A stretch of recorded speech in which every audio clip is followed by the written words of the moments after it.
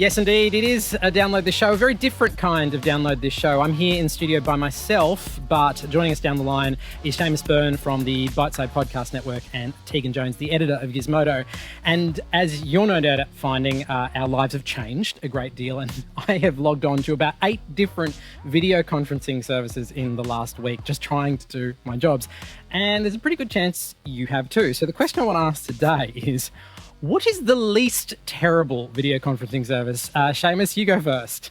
The breakout success story of this past few weeks has definitely been Zoom, a video conferencing software that was entirely only known by business users through the last few years. And then in this last couple of weeks, suddenly everybody's been hearing about or getting sent links to Zoom to connect with other people. It does seem like it kind of has a bit of an ease of use edge. You send someone a link, they click it, it pretty seamlessly just installs what it needs and joins you into the meeting without needing to sign up for a service, without needing anything. As long as the person who invited you into that call has their account set up, then it's easy for anybody else to join. And it seems like it's reasonably reliable. So Zoom has kind of managed to get itself a lot of attention this last few weeks. I've got to say I'm also on the Zoom train for exactly the same reason. Super easy to use, don't have to sign up for anything. But also I found it really fun that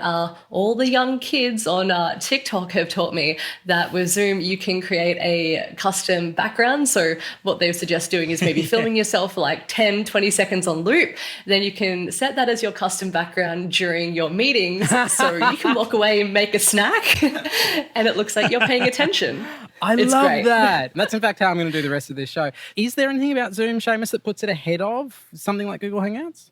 If you want to use Google Hangouts, then you need their Google ID stuff. So all those kinds of things put that little hurdle in place. And it's not much of a hurdle. Most people have a Google account. Most people have some kind of a Microsoft account or something that they can sign up with. But it's just that couple of steps that has often actually meant that that's what's put sort of video conferencing, I think, a long way behind for most people. I mean, obviously, we got the FaceTimes and we got Facebook Messenger. All that stuff is kind of really that kind of personal connection stuff. But in this context where people have suddenly needed to go, actually, I don't just want to call one person. I might want to have a few other people in that call. How do we do that without needing to spend 20 minutes checking if everybody's settings are correct? Zoom is the one that's been able to sort of stand up and go, yeah, we can make that happen. So many meetings I'm getting at the moment are drop of the hat. They're not necessarily in my calendar. People just want to catch up really fast. And so often it's like, oh, I don't have this installed, I don't have that. So it's just easy for that like quick meeting, get it done, get back out. And I know that even when I just had briefings, like not even just, work stuff, being able to see people as well as hear people has made a huge difference for me in terms of mental health and feeling like I'm not so alone. So yeah, visuals really important and especially nailing that properly. Yeah, I've been seeing through my kids' school as well that they've been looking at using Zoom in that sort of context where they can have, that grid view of 25 kids on the one screen. I checked and Zoom can do a maximum of 49 people on a single screen. 49? And that is limited by like your processor. So it might be that maybe one person involved, if they're on an older computer, it can't show everybody at once like that. But that's a pretty great sort of opportunity for quite a large group, given that I think it maxes out at like 100 people on a call all at once. There's that kind of window of kids who really sort of can feel a lot of that positive vibe from just feeling like they're going to see their friends for 10 minutes and just kind of see the whole group of them all there together at once, which is really helpful. Seamus, are there downsides to that open login? The same thing that makes Zoom convenient, that not having to have an account. Have there been any cases where that's been abused? You better believe it. I think they dubbed it last week Zoom bombing because when you set up that account, you have a main meeting room ID.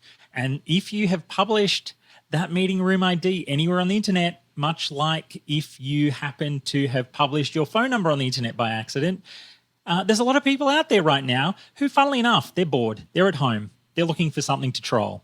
And in this case, it's jumping on people's Zoom calls and screen sharing because by default, Zoom lets you immediately screen share. They're screen sharing all sorts of inappropriate content into all sorts of people's Zooms. There is one thing that a lot of people are freaking out about, which is this whole sort of thing where it can watch what what is active on your screen, and so people kind of screaming about privacy issues. But I think it's off the back of the fact that it is a business tool, and one thing it can do for a business person is let them see if you're actually paying attention to the screen or not. And I wasn't looking at the camera while I said that to you. And that is it for us here on the screens. There is, of course, the podcast, which you can find wherever you download podcasts. And also, one of the things I would say is if there's questions you have about how you're going to make technology work for you over the next couple of months, because as isolated as we all are, we are kind of all in this together, I would love to hear from you. If you're watching on YouTube, you can send me a message on any of my social media platforms and we'll fold it into next week's show. Thanks, guys.